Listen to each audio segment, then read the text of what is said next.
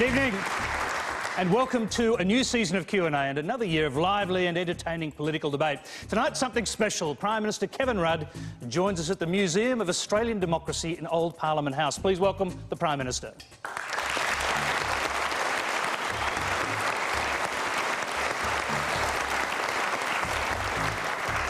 We're standing in the old House of Representatives chamber where past leaders such as Curtin, Menzies, Whitlam and Fraser stood to address the nation and answer questions from the floor. Tonight, the Prime Minister will face questions without notice from this audience of 200 young Australians, all aged between 16 and 25. Now, remember, Q&A is live from 9:35 Eastern Time, so join the Twitter conversation. Send your questions by SMS to 1975522 or go to our website at abc.net.au/Q&A. That's Quanda. Our young audience have outdone themselves with hundreds of great questions. We won't get through all of them, but the Prime Minister has agreed to keep his answers short and concise. That's true, isn't it? And help us get through as many of them as possible. So let's get cracking with our very first question, which comes from Stephen Lee. Hi, my question to you is in regard to the 2007 campaign win, which got you the Prime Minister role. In that campaign, you had the slogan Kevin07, and I was wondering, in the upcoming election, if you could give us a sneak preview or some sort of insight into your new slogan. Right, thank you for that. No. Next question. I suppose if we had an election in 2011, which would cause the eyebrows to go up, it could be Kevin11, but... I thought about this a bit. If you campaigned heavily on the stimulus package, you could call it Manna from Kevin. No, we're still a ways away from an election, so we really haven't given any thought to that. So, key thing is to do what you've committed to doing, and people will make a judgment. They're hard judges, but they're fair. So. Let's move along quickly, and we've got another question in the audience. It's from Matthew Lang. Prime Minister. Last week, the newspapers ran a series of stories detailing a long list of promises that the ALP made the last election, which remain unfulfilled after more than 2 years in government. Given the amount of young people who got behind the Kevin07 campaign on the basis of its reform and change agenda, is it any wonder why idealistic youth become cynical adults when it comes to politics? I think the key thing is to actually go through the list of what we undertook to do. There is, I think, about 600 or so undertakings we gave to the Australian people before the last election. I think you'll find the vast bulk of those have either been implemented or are being implemented. Look, I'm not going to stand here and say to you we haven't changed our mind about a number, but it's a relatively small number overall. Key thing that we faced in year number one, though, in answer to part of your question, was how do you deal with this global economic catastrophe? And frankly, for governments right around the world, this just was a missile coming from the right and the left at the same time. So you had to deal with the crisis. What we managed to do with the crisis, however, when so many economies were tumbling over around the world, was inject this national infrastructure stimulus strategy of ours. And guess what? We kept the economy afloat. We're the only economy of the major advanced economies not to go in recession. We're the only economy of the advanced economies to have generated positive economic growth last year. So your question about the commitments, fair question, fair cop. I'm not going to stand here and pretend that we're purer than the driven snow. We're not. But if you go through the whole list, 600 odd, going to things like we said we'd pull our troops out of Iraq, we pulled our troops out of Iraq. We said we'd ratify Kyoto, we've ratified Kyoto. We've said we'd bring in a carbon pollution reduction scheme, an emissions trading scheme. Well, we've tried. There's another mob up the road there preventing that from happening. Can I say on so many of the big things that we undertook to do, including an education revolution, it's rolling out there. But keeping the economy strong in the midst of that crisis last year and protecting jobs and jobs for young people, frankly, was a huge task. And we're not through it yet. Very briefly, Matthew wasn't alone on this. We've got a lot of questions about unfulfilled or broken promises. Yeah. Now, I'm wondering, you talked about problems with communicating. Yeah. Have you failed to communicate this issue of promises? I mean, you saw the Daily Telegraph, a huge list of unfulfilled or broken promises they claim. Yeah, but as I said, you go back to our entire list of undertakings. As I said, it's something in excess of 600. And they cover every field, from the economy through education, through health and the rest. And we're proud of our record. On the question of communication, it's always tough. You know what it's like out there. There's always a celebration of the things that go wrong as opposed to the things that go right. That's kind of news, that's politics, that's reality, that's what we deal with. Have we been the perfect communicators of a message? Of course not, including myself. But you know something? The record is not a bad one, given what we've been up against with a global crisis which has seen unemployment go into double digits in many of the other advanced economies around the world. And we in this country have managed to keep unemployment so far at 5.8%. That has been #1 priority for us, because it's about protecting jobs and supporting working families. Let's go to another question on this. I note someone's got their hand up. We'll come to you in a minute. We have another question on this subject. It's from Angela Samuels.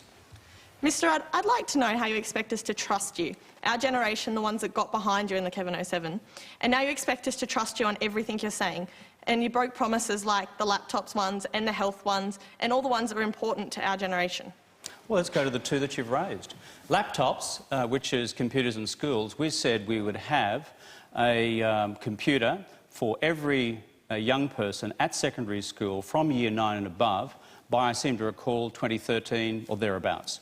We are on track to doing that. We have about 260,000 computers out there in schools now. Well, you're shaking your head. Can I just say, that is a fact. And if you ring up principals from around the country, it's happening. But our commitment was not to have it done by this year. It was to be done over a period of time, and that has still a couple of years to elapse. On the second point that you raised about health, as I said today in the Parliament here, what's the record we inherited? Well, our predecessors took $1 billion out of the public hospital system. In our 2 years in office, and our predecessors were there for 12, we've increased investment in hospitals by 50%. That is a huge increase. We've increased the number of GP places for training. We've increased also the number of nurses for training. On the two examples you raised, that's not right. And on the future on health and hospitals, as I have said before, if the states and territories do not accept the government's reform plan for the future of health and hospitals, then we will go to the people and seek a mandate to take over overall responsibility for the system. That's what we said we'd do. That's what we intend to do. And frankly, the record on both those things is okay. But I go back to the answer to the person who began the question before. I'm not going to stand here before you and claim that we're purer than driven snow and did not have to change things. Bear in mind, we have had the worst global economic crisis since the Great Depression. OK, Angela, well, we've got two people with their hand up. One is the question. We'll take her first and then we'll come to you. I just wanted to know, though, you said about the health system, you said you're going to take it over. What happened to you taking it over in July last year? Now you're saying you're going to take it over in the future. When is that going to be? How can we trust you if you keep giving us different dates? What we said was that we would put a reform plan to the states and territories. And what we said, if the states and territories didn't agree to that, we would then go to the people and get a mandate to take it over. We're not at the next election yet. That's due by the end of this year. That's what we said to do. The place where we went last year was to commission an independent commission of inquiry, headed by a medical expert, Dr. Christine Bennett, across, guess how many hospitals in this country? 750 public hospitals in Australia. If you're going to do health reform, you've got to get it right. You've got to get it absolutely right. So many people depend on it on a daily basis. That's what we intend to do. That's what we're adhering to. But I go back to what we've done in 2 years alone. My predecessor ripped $1 billion out of the public hospital system. We've increased our funding to the public hospital system by 50% in just 2 years. Can I just say, that's not a bad foundation, but there's a hang of a lot more to do. All right, we've got another questioner down the front. Had his hand up. Didn't you say when you were going to reform the health system that the buck would stop with you, yet you've made 2 references to the previous government's decisions, and I know you didn't reference the previous government's surplus they left you in terms of the economic crisis, but you said the buck would stop with you. So will it, or are we going to keep hearing that the previous government did this, the previous government did that? Well, you know, life just doesn't start afresh. It's a fair point. It's a fair point to ask in terms of taking responsibility of the future, but equally acknowledging where you've come from in the past. You know, there wasn't just a line drawn across reality at the end of 2007. You're dealing with a health system which, for a long period of time, had a whole lot of people in the previous government taking money out of it. That's just a reality. What we undertook to do was to take responsibility for the system. And as far as the buck stops with me concerned, I don't back away from that 1 minute. But I go back to what I said in response to the earlier question, and that is to make sure that you got the detail right. Therefore, the plan we're putting for the long-term reform of the system, we are confident in. If the states and territories reject it, we will seek from the people a mandate for the Commonwealth, the Australian government, to take overall responsibility for the system, and the buck therefore stops with me. That's entirely consistent with what I said prior to the election, and frankly it's the responsible way to go, but you've got to get it right. OK, this is Q&A, the live and interactive forum, as you can see, where you get to ask the questions. And as you may have noticed, Q&A has moved to 9:30 on Monday nights every week. Our next question comes from Fleur Cribb. Hi, Mr. Rudd. My question is regarding P-plate drivers and the increasing road toll. Given the inconsistent rules across the country, I was just wondering if there's potentially a role for the federal government in the next decade to implement a national road rule scheme. There's been a lot of discussion between the transport ministers on this very subject. What we've tried to do, by the way, at a national government level is to improve road safety by some other specific regulations, one of which goes to some of the systems used in motor vehicles themselves, nationally consistent regulations for the quality control of cars. That's just one thing. We've also invested in a new way of encouraging young people to learn how to drive in the first place. I don't have the numbers on me, but we have. But on the quest of nationally consistent approaches, can I say the transport ministers are pretty seized of how bad it is out there in terms of road safety, young people.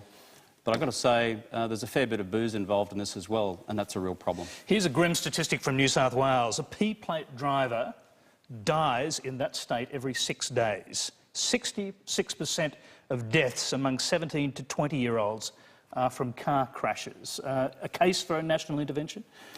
Well, you've got to get the car safety standards right. That's the basic step involved in this. And there have been some few problems with car safety standards around the country.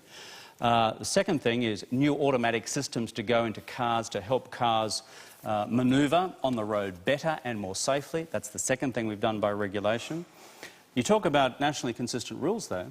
The means we do this through, which is the Australian Transport Ministers' Council, is run by the Australian Government Transport Minister, in this case Anthony Albanese, and the key thing is to get agreement across the states to do it. Now, I can't tell you here and now how far that's got and when we're going to deliver that in terms of a final outcome, but that's our approach. I feel about this personally. My son has just turned 16, he's just got his learners here in Canberra. I think about this a lot. I think about it a hell of a lot. And I've got to say, if there's practical stuff still to be done, we'll be in there. Our questioner has her hand up. We'll go back to her. Yeah, I've looked it up to try and have some background research for asking the question, and it seems that since 1948, Australia has been trying to implement a national road rule scheme. And in the 1990s, the National Transport Commission, I think that's what it's called, yeah, they implemented one, but the states just sort of adapted it to their own rules. And so if you get pulled over in New South Wales and you're an ACT driver, it's very confusing about what's going to happen to you. So I was just wondering... I'm sorry. Certainly, yeah. I think the fines regime differs in all the states, and there are certain aspects of the rules. Ever tried to drive in Melbourne recently with that funny turn left, turn right thing? I've never quite understood it. But any Melburnians here will get offended. So there's some work to be done. But getting motor vehicle standards right and the maximal installation of the technologies in new vehicles which help the stable management of cars, particularly in difficult situations, that's important too. But there's still a whole lot of work to be done. And I feel personally concerned about this, as any parent of young person would when you've got a young fella out there taking his first driving lessons. OK, you mentioned alcohol, and we actually have a question on that subject. It's from Lina Way. Hi, Mr. Rudd. The Australian Medical Association in Queensland has said that 100 lives a year could be saved if we lifted the legal drinking age to 21, the same as it is in the US. Teenagers start driving when they're 18. Coincidentally, this is the same age as the legal drinking age in Australia. Mr. Rudd, have you ever considered lifting the minimum legal drinking age in Australia? We've had a few discussions about that because you're right, in certain places in the United States that's been considered and embraced. The key thing is to work out what actually works. One of the things that we've had a few problems with, and it won't be popular probably in an audience like this, is the ready accessibility of sweet, alcohol-intensive drinks like Alco Pops. We took a pretty controversial decision, which is to increase the price of alco pops, which drove a whole lot of young people quite mad because we're making it harder to get. But you know what happened? Just in this category of drinks, huge impact in drinking rates of young teenagers going through the roof because it was sweet, highly alcoholic, and hugely affecting their ability to, frankly, manoeuvre a car if they're at that age as well. But the tax hasn't stopped binge drinking. Of course, no. But there are a series of practical measures that you can put in place to try and reduce the problem. You know, you can't wave a magic wand and say, tomorrow everyone will drive responsibly. Tomorrow, a whole bunch of people will stop drinking. What you can do is put in place some practical things which make it more difficult. Since we've taken this measure on alco pops, the consumption of alco pops, I think, has gone down by about 33%. Then people say, oh, they just go and drink other stuff. That's partly true, but the overall alcoholic consumption among young people, I'm advised, has gone down by 8%, or by the wider group. Let's get an answer, a specific answer to Lina Way's question about raising the drinking age, the legal drinking age to 21. Would you consider it? I don't have the evidence in front of me to say whether we can or whether we can't. I'd just rather be straight up with you and say... Would you like to? Of course. I mean, you mean would I like to? Would you like to raise the drinking age to 21? Of course. I believe in something called evidence-based policy, which is if the evidence is there and it's capable of being proven that it works, then we look at these things and make a decision. But you're asking me for a personal impression. You don't run policy that way, Tony. Sometimes. Well, you don't. You actually, if you're doing a serious thing, how many of you are in the category of 18 to 21 here? Okay. How many of you want the drinking age raised to 21? Okay. Well, I'm just saying there's got to be a debate about this, and it'd be an informed debate if we had evidence in front of us which said you do this in State X, the United States, and the overall car accident rate and mortality on roads goes down. But I don't have that in front of me. So it's an interesting experiment, though, policy by popularity. That's I've actually haven't seen that done before.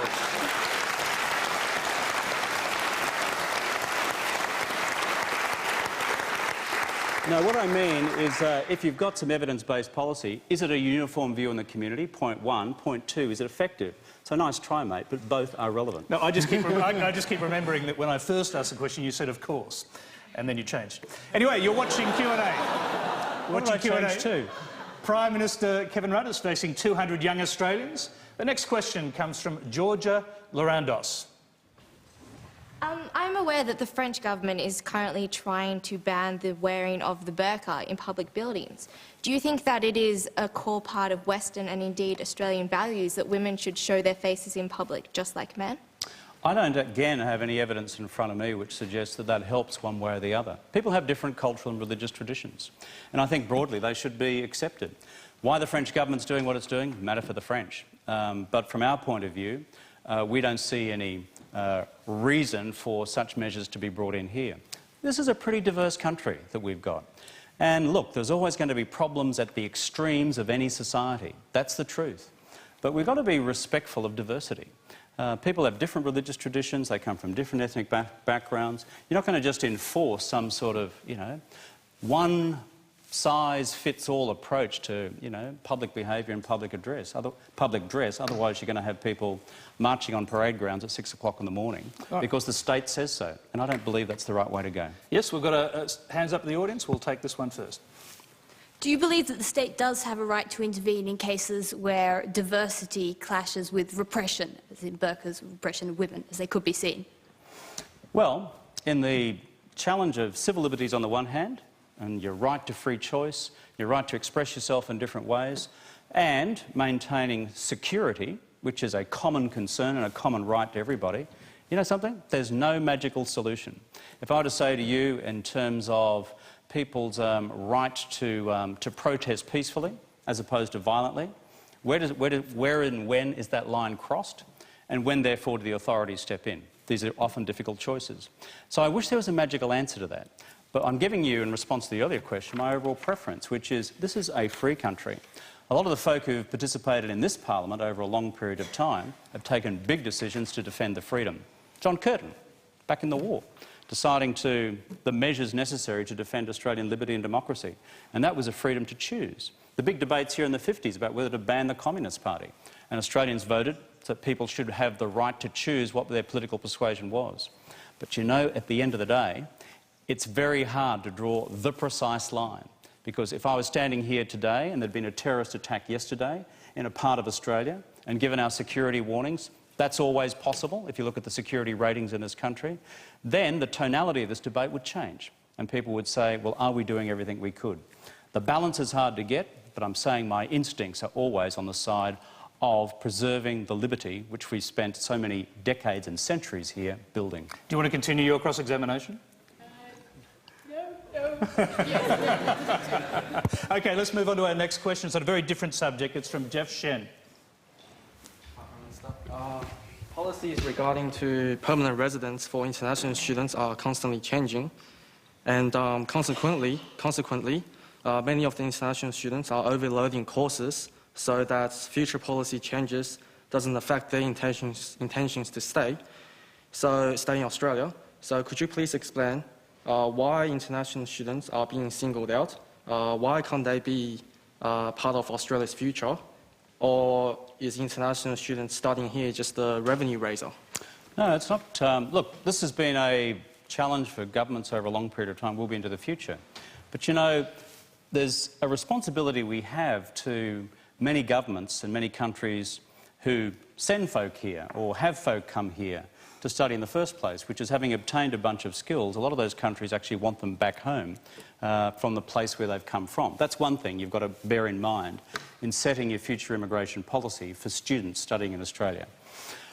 The second thing is this: we are always going to make hard judgments in this country about what skills we need at a particular time in Australia. There's been a debate in the papers today about... Well, your immigration minister has come out today and listed a new set of rules for what's acceptable in terms of the courses you study to get permanent residency here. I think that's partly being alluded to in that question. Yeah, that's what I'm saying, is that we will make a hardline judgment each year on a rolling basis about the skills that you need for Australia for the future. So that will change. There seemed to be an undercurrent there that perhaps the government thought some international students were rorting the system to get an easy run to Australian residency. Well, Australian residency and ultimately Australian citizenship is a privilege. Therefore, you've got to be very careful about how you construct your immigration system. These are hard decisions, they're very practical decisions. But the good thing is, frankly, basically since the war, we have been a country which has encouraged people to come here from right across the world, including students. And it may be, to go back to the basis of your question, that having come here, picked up your qualification, the best thing that you decide to do, and maybe in the interest of your country, is spend a couple of years back home and then apply afresh to come here. In terms of the skills that are relevant to Australia, that will always be made independently by people looking at where our economy needs people for the next 5, 10, 15, 20 years. And that skills profile changes from year to year. I know that's a tough message for many folk who, having studied here, want to stay here. But I've got to say, it's a balanced message if you're looking at our long-term immigration policy. All right, we've got a few hands up in the audience. Let's take this young lady in the second row here first. Despite the recent changes today made by Chris Evans regarding permanent residency, how can you ensure that Australian citizens such as myself in their final year can graduate knowing that there will be a job there for them? Because it seems to be changing with your immigration laws. You seem to be softening up, then hardening up. How can you guarantee we will get a job in the Australian job market? You're an Australian citizen? Yes, I am. OK, fine. Just two things to say in response. Well, the question asked by this person over here was on the basis that they were not. I just wanted to be clear about the basis upon which that question was asked. And you're asking about yourself. I was born here, but my parents are from overseas, and they've integrated just as much as other Australians. Absolutely. So I just want to guarantee that when I finish my degree, I'm not going to be working odd jobs just to survive. I'd like to be guaranteed. That's why I asked the question backwards, with the question of how the employment market in this country is unfolding, or whether it was a more fundamental question about immigration policy. That's why I was seeking clarification. On the employment market, I just emphasise a point I made back here to the question asked by this fellow up the back here about pre-election commitments and the reality we had to face in the last 12 months. Unemployment here, it's still too high. It's 5.8%. It's also the second lowest of all the major advanced economies in the world. With youth unemployment, 16 to 24-year-olds, which I think is the age bracket here, is that right, Tony? The youth unemployment... 25-year-olds, but close. Yeah, the youth unemployment rate in Australia is, I think, about 11.5. That's youth being defined as that bracket of people. In the United States and France at the moment, it's about 20%. Can I just say, what we have done in the last year, not perfect, this is the National Infrastructure Stimulus Strategy, is to try and make a difference, a real difference. If you look back to the recessions of the early 90s and the early 80s, what happened there when our unemployment for the whole community was in double digits? You can shell out an entire generation of people without opportunity. We didn't want that to happen again. So when people will criticise us, for example, how we went about funding the National Infrastructure Stimulus Strategy by increasing the budget deficit and by temporary borrowings, we did it deliberately with the objective in mind of protecting jobs into the future. That, for us, has been so fundamental. And I'd really encourage you to compare the unemployment and the employment data of this economy with any other advanced economy in the world. We've managed to make it better, not perfect, better, in terms of entering the job market in the year ahead. Very briefly, I gather you're not going to guarantee all university graduates jobs, which is what you were asked. No, I don't think I was asked for providing a guarantee for everyone to get a job. That's never been the case. Wasn't the case when I graduated from university of course either. not. Nor you. Indeed. We have another question from an international student. It's from Om Prakash Batra. Yes, Mr. Prime Minister. Australian universities are encouraging international students to study in Australia, whereas racism is increasing day by day, creating a big problem for international students. I've been victim myself. So what are your plans to overcome this issue? It's a really good question, and it's really topical because of the problems, particularly in and around Melbourne. When I speak... Can I just interrupt you for one moment? Because he just said, I think, that he'd been a victim himself. Can we just hear what you're talking about?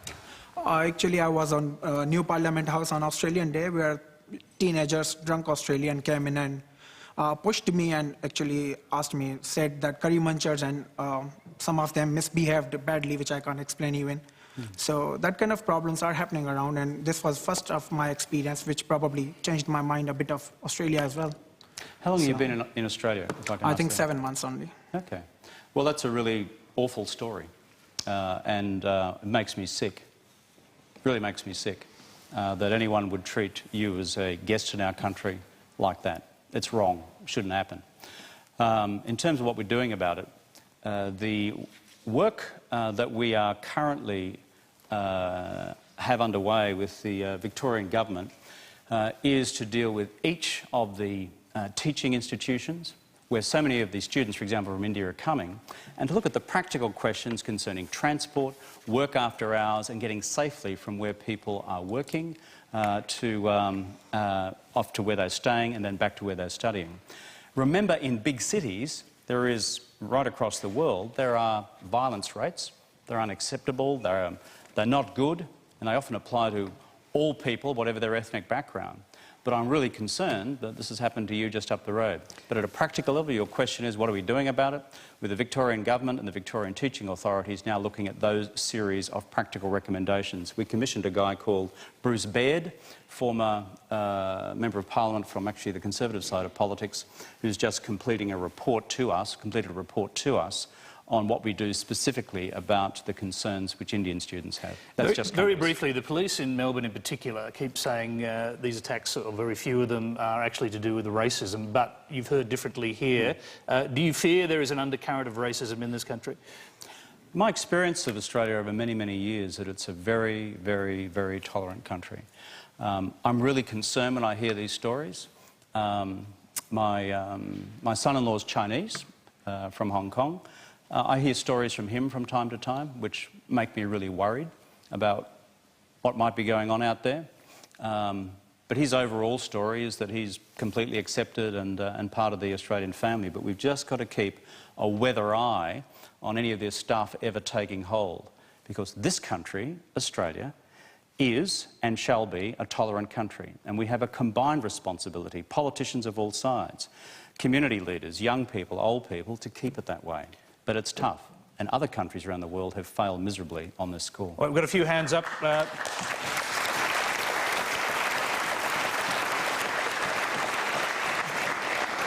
Let's go to... there are two of you down there with their hands up. We'll hear from both of you, if that's OK. Start with the gentleman on the right.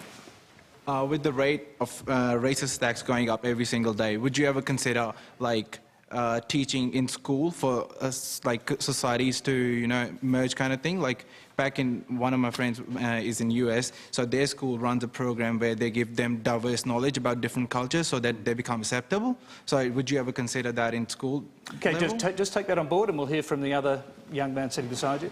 Actually, I'm from India as well, and this is my 3.5 year in Australia, and I'm proud to say that I've never experienced racism myself over here. And this is just a comment to say that not you have bad people in every single country, but that doesn't mean that the entire country is racist. So I just want to put that point up to every international student that Australia is not a racist country at all, and I'm happy to be here, and I would love to live over here.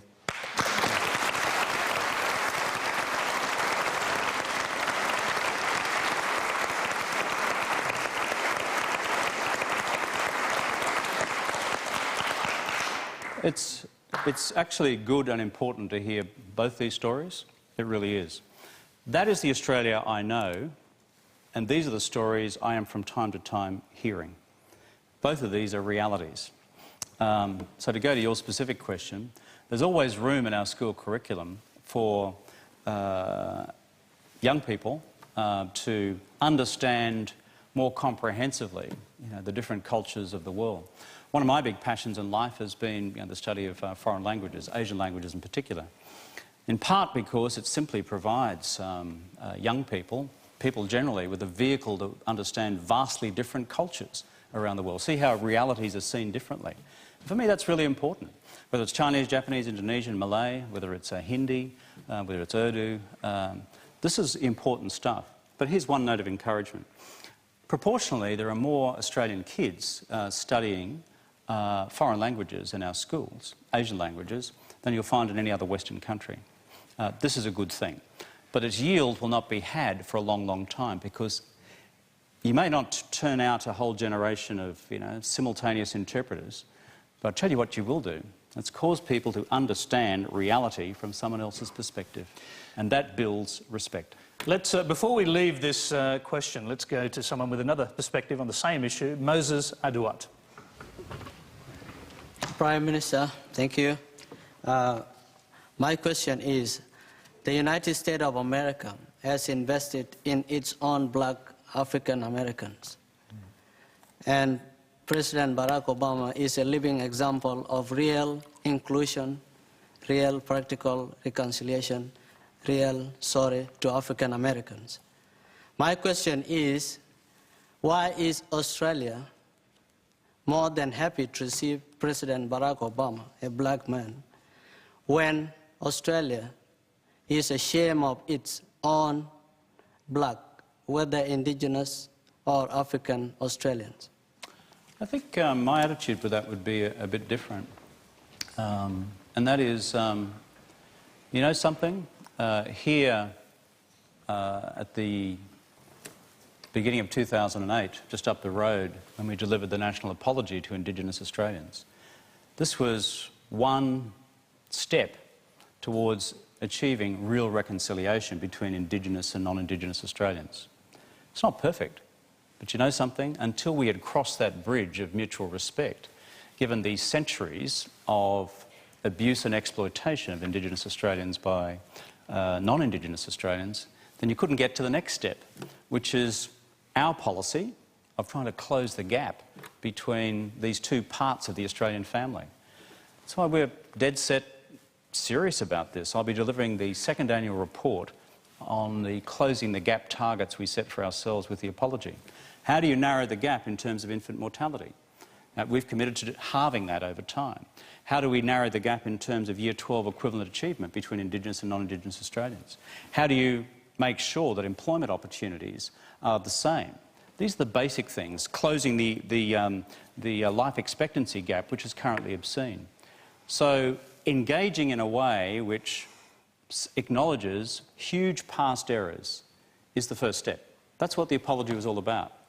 But it counts for nothing unless you do the practical stuff on the ground with the hundreds of thousands of Indigenous Australians whose lives still don't have the same opportunities as non-Indigenous Australians. That's our policy.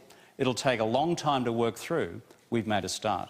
As for African Australians or other residents from other parts of the world who are not Indigenous, I'm always disturbed, as I said to our friend from India before, to hear of any stories of racial prejudice. Racial prejudice has no place in modern Australia. Let us make sure that we all work together on that.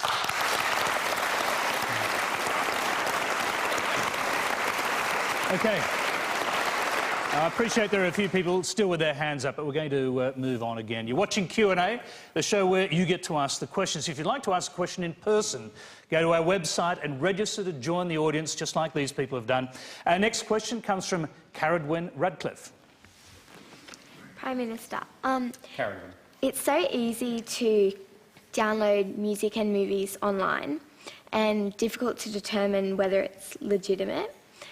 And I was just wondering, what is your government's position on the balance between young people's desire to access affordable entertainment and artists' desire to protect their creative output?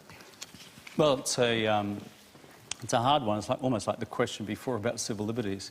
What is intellectual copyright? What is the rights of artists to own their property? And what are the laws which prevent the sort of free dissemination of that? Look, I can't, divine from or say from here is the dividing line up the middle. I really understand how important downloading music is to your generation. My son does this himself, I hope lawfully, and if not, we're in deep trouble. So, okay, getting this balance right is important. Do we have any...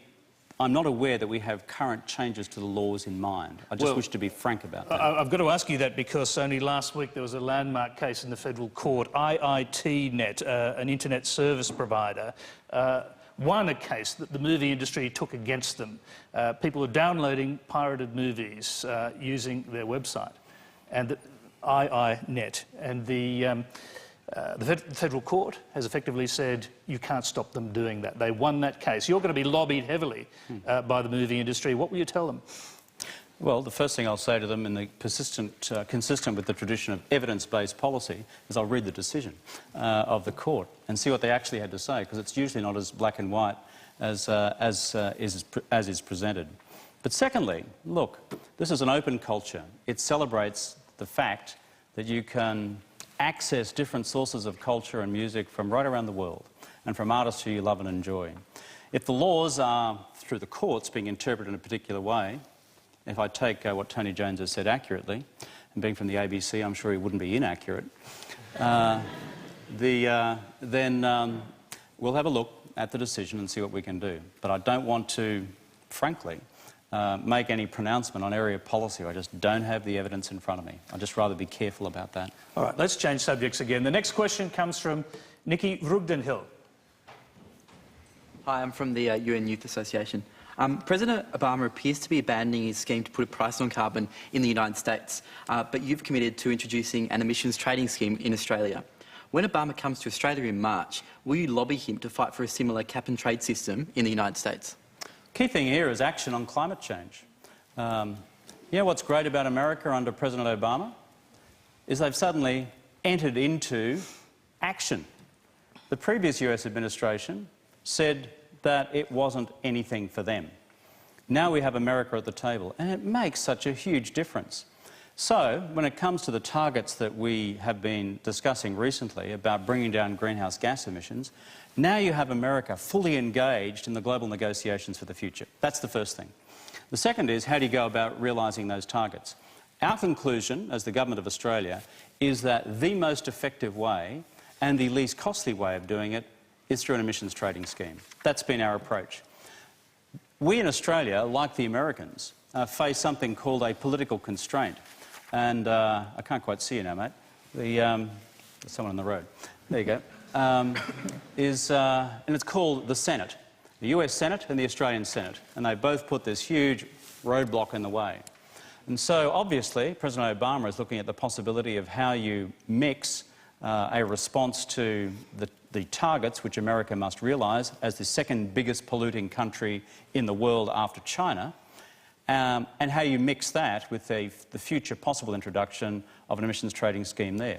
So he's got political realities to deal with. Isn't it going to be a serious problem for your government if the United States rejects a global carbon trading scheme? And to go back to the question, will you be lobbying President Obama to actually make sure they do get a carbon trading scheme? Well, I was speaking to the US ambassador about the President's upcoming visit just the other day.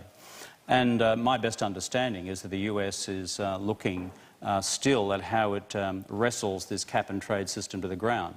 When they can do it and when they can deliver it, it's a separate question. I look forward to talking to him about it. The key thing is real action. You say... That's what Tony Abbott says, direct action. In fact, he now says that his plan is more similar to what the Americans are going to do than your plan is. No, what Tony Abbott says about, now that you've raised him, about climate change is, quote, it's absolute crap, unquote. That's what Tony Abbott says about his view on climate change. That's not Barack Obama's view, and it's not my view. There's a big difference, because that's the foundation stone. You either believe the science or you reject the science. We, the government, believe the science. The US government believes the science under President Obama. The next question is what you do. And in terms of the different schemes, what do? We say we charge the biggest polluters. Secondly, we use that money to compensate working families for any cost which flows through to them. And thirdly, that gives them the money also to invest in energy efficiency measures themselves. That's what a cap-and-trade system is about, because you're ultimately also putting a cap on carbon pollution. No doubt you've seen all the hands going up in the audience. Before we come to some of those people with their hands up, we do have another question on this topic. You've alluded to it already to some degree. Let's go to Blaise Joseph. Prime Minister, given the ClimateGate emails scandal, given that the fact that the IPCC claims on Himalayan glaciers melting and Amazon rainforests disappearing have both been proven to be fabricated, and now given that the Dutch government is reviewing all claims of the IPCC, do you still have full confidence in the IPCC, and is it still necessary to rush ahead with your ETS? First thing I'd say is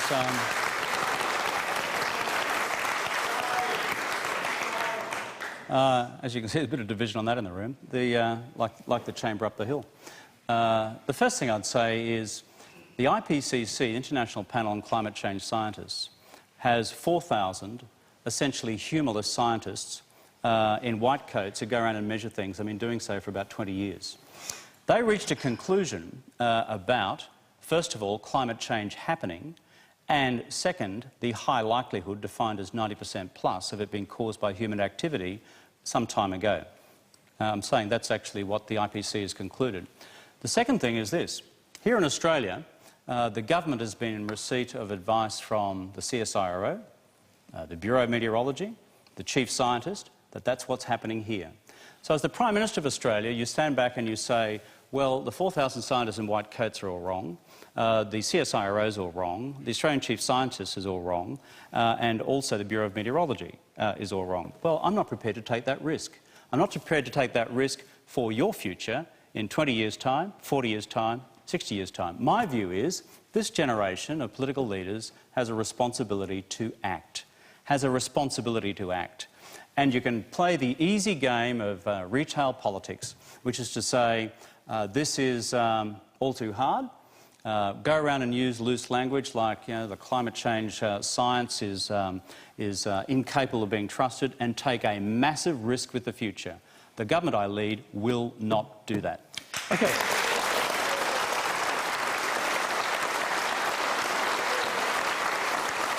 All right. A lot of people, hold on. We've got a lot of people with their hands up. What I intend to do here is go around and just get comments from a number of you, okay? We'll start with this gentleman in the back there, second row, in the black shirt. Mr. Rudd, regarding climate change, can Copenhagen be deemed as anything but a failure? Am I answering this? Well, I think you better answer that one. You've just changed your rules after one question. Okay, no, we'll take a few questions. No, I'll answer. All right, go ahead. So it's not forgotten, because you're going to have this whole pile of things. Firstly, 4 things were achieved at Copenhagen. One, first time the world community said we cannot allow temperature increases to go beyond 2 degrees centigrade. That was not part of global concord before. Second that they said was this.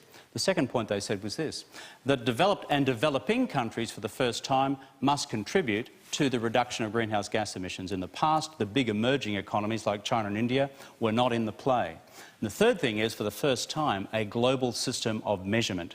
That is, to make sure that the commitments and targets which are agreed to by governments actually happen on the ground. Did it achieve everything that we wanted to achieve? Absolutely not. But if it didn't achieve those three things, frankly, we'd be even further behind than we are now. And I go back to what I said. This government is committed to action on climate change, nationally and globally, because the future of the planet and your generation depends on it. OK, we've actually got another question in the audience. Before I go to the rest of you with your hands up, from Kane Wishart. Where's Kane? Wait for the microphone there, Kane. Prime Minister. Given, as we've heard, there's a climate of denialism around and the opposition have been attacking your ETS as a great, big, nasty, spooky tax or whatever they're calling it, isn't it time your government looked afresh at other measures that are evidence-based, such as a consumption-side carbon tax, which can be revenue neutral, which won't affect international competitiveness and can go to a scientifically credible outcome? Look, there are three broad categories for acting on climate change. One is the market-based system, which is called an emissions trading scheme. The great irony of current Australian politics is the Labor Party supports the market-based system and the Conservatives are supporting the command and control system of handling this, but I'll leave others to wrestle with that little dilemma. You go to the third option, which is to use a carbon tax itself. We've looked at this and looked at it very hard. From our point of view, it does not create the incentives necessary to change behaviour in the same manner that an emissions trading scheme does. Can I just interrupt you, because you did look at it and look at it very hard, and you hired Professor Garneau to do that looking for you to a large degree and advise you, and now he's advising you to go for a carbon tax for the next 2 years because he doesn't believe an emissions trading scheme is going to work in this country. It's not going to happen. It's not going to get through the Senate. Well, his argument, is a political one, and that goes to the question of the future of the emissions trading legislation in the Parliament. Still a few hoops to go through up the hill on that, but his argument is not a substantive one. He says that by far and above, an emissions trading system is preferable because it does this. It puts a cap on carbon, it charges the polluters, and as a result of that provides compensation from that charge to working families. What we've got with the alternative scheme on offer is one which does less. In fact, the current scheme proposed by Mr Abbott increases greenhouse gas emissions by 13%, costs more, taxpayer pays 3 times as much, and is totally unfunded. That is the basic difference. OK, what about, just very briefly on this, Bob Brown, Tony Abbott says you don't have a plan B when that doesn't get through the Senate. Bob Brown is offering you a plan B of a 2-year interim carbon tax, $20 per tonne. That's what the Greens are offering to vote for and to help you get the extra votes in the Senate. You are actually talking to them, at least Penny Wong is. Are you seriously talking to them? Is this a potential plan B? If your question goes to the carbon tax question, which was raised over here before, the answer is no. Secondly, your point about the Greens goes headlong into mathematics. The Greens don't control with us the numbers in the Senate. You've got 3 independents there, and some of you may have read the writings of Senator Fielding on the question of climate change. It's all, and you worry me if you applaud that, because let me tell you, it's all one global communist conspiracy, and watch out and lock up your friends. It's going to come and get you in the middle of the night. We have a different approach, which is this is happening, it's real, and sensible political leadership lies in how do you best deal with this in a way which works environmentally, because the consequences of this country, which is among the hottest and driest continents on Earth, would be one where the effects of climate change are felt first and hardest. That's why this government is determined to act. All right, let's hear some quick comments from the audience. I stress these comments because we don't have time to answer a whole series of other questions and still get on to some of the other subjects. So if you want to comment, keep your hand up. Young lady down the front. Well, you keep saying that, your government keeps acting on climate change. Do you think that, it's feasible that, because you also say that, you're supporting a big Australia, how realistic do you think it is to have a big Australia and reduce your carbon emissions at the same time? First thing is just to look at the reality. And it goes back to questions which have been raised already about immigration and the fact that this country has been open to immigration since the war. The population projections for Australia, which have been discussed recently, are there in the intergenerational report produced by the Treasury, as it was under Mr Costello on 2 occasions prior to us. And it's simply taking the natural fertility rate in the country, adding to it the historical levels of migration.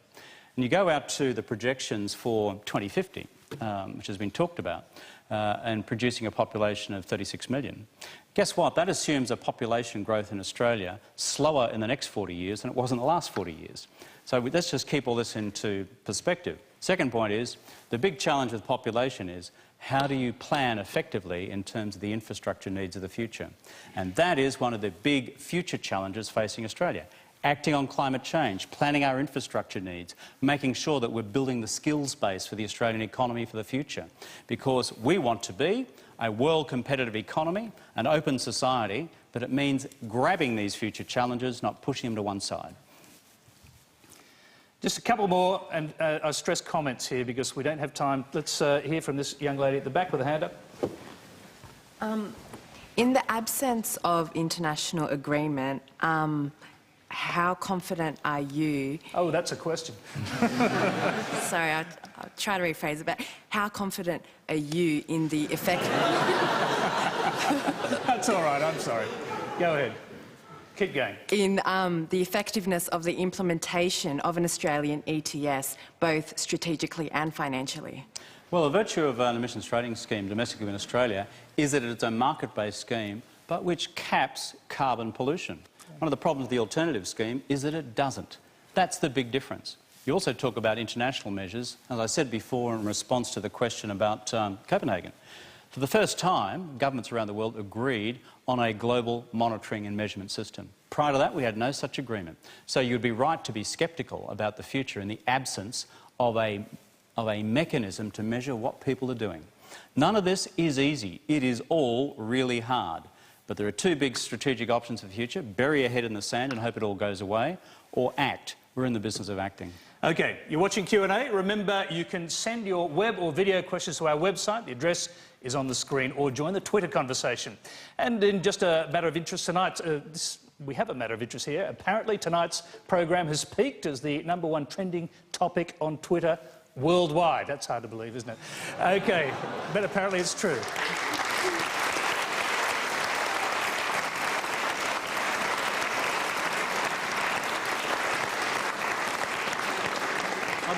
I'd like to know how you knew that. I didn't know that, but someone has told me that, evidently. Our next question tonight comes from the floor of Old Parliament House. It's from Kate Campbell. Hi, Minister.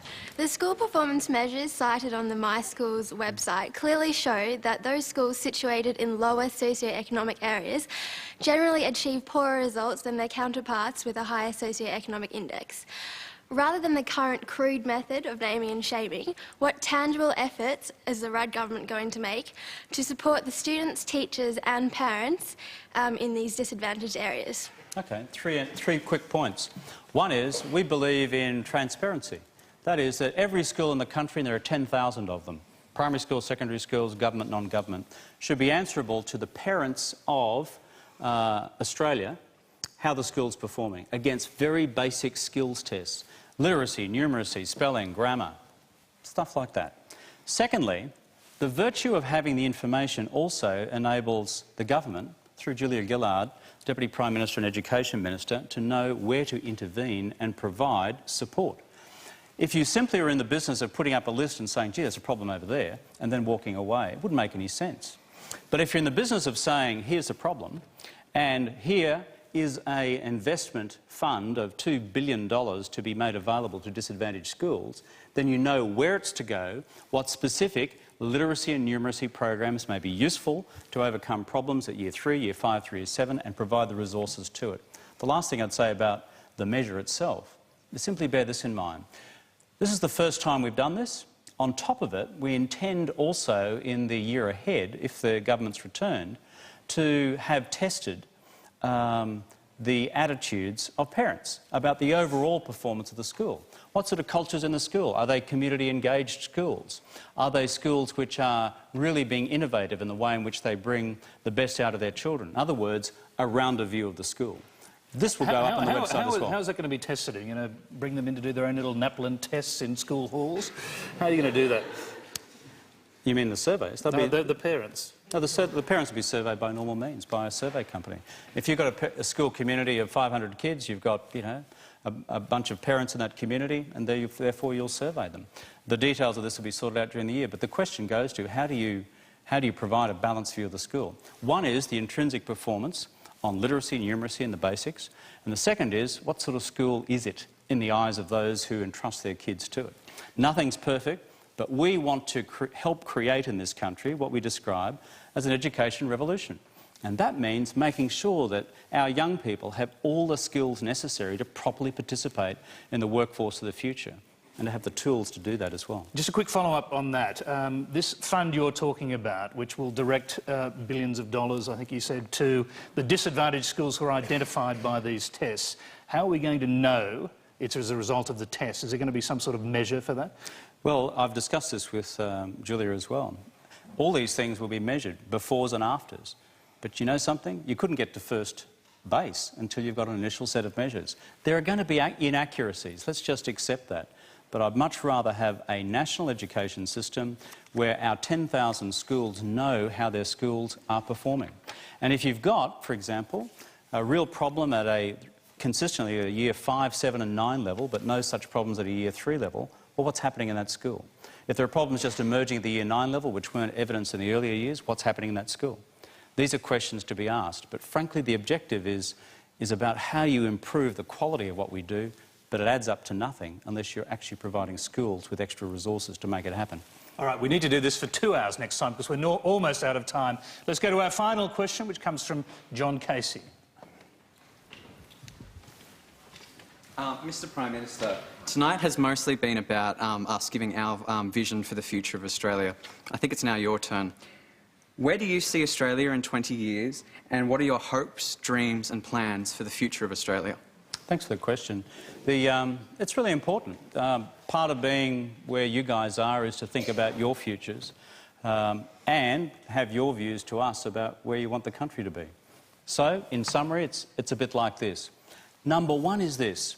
I want this country, Australia, in the future to have a strong economy which enables us to provide the jobs of the future which have been described before. You don't have that, you don't have much. Second, how do you build that? You make this country as productive as possible. And there's 2 ways you can make that happen. Investing in what we've just been talking about, the education revolution, in preschools, in schools, in TAFEs, in universities, in research institutes, which is what we're doing right across the spectrum through a 100% increase in the overall education budget. The third thing is to make sure we've got modern, state-of-the-art 21st century infrastructure. It stinks that we've got a broadband system in this country, which is probably the 3rd slowest in the OECD and probably one of the most expensive. That's what we've got. That's why we're going to roll out a national broadband network, the information highway of the 21st century. But the last thing is this, to make sure also that this future Australia, which is prosperous, which is strong, which is creating jobs of the future, is also one where we have made the right decisions to ensure that this is a sustainable country as well. Sustainable environmentally, but the questions of tolerance and harmony and, shall I say, our unity are preserved in the future. That's the sort of Australia I want for the future. 5 broad objectives, but none of them work unless you get in behind them with real practical policies which make a difference. What we're doing is not perfect, but that's the direction we're trying to take the country. I'm sorry to you who still have your hands up because that is all we have time for tonight. Please thank our guest, the Prime Minister, Kevin Rudd.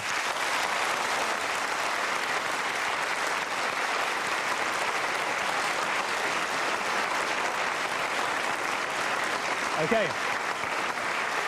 And can you also thank our hosts, the Museum of Australian Democracy, who led us this amazing chamber in Old Parliament House.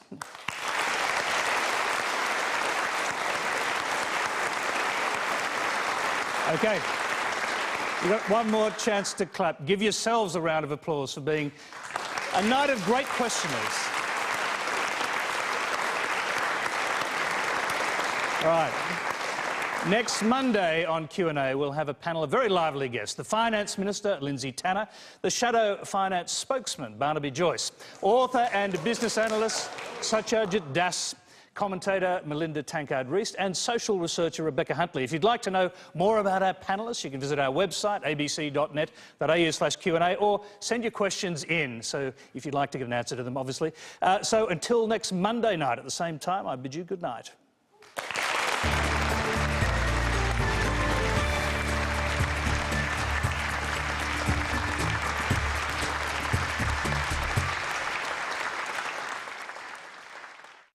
To join the Q&A live studio audience, call now on 02 8333 4384 or register online at abc.net.au/Q&A.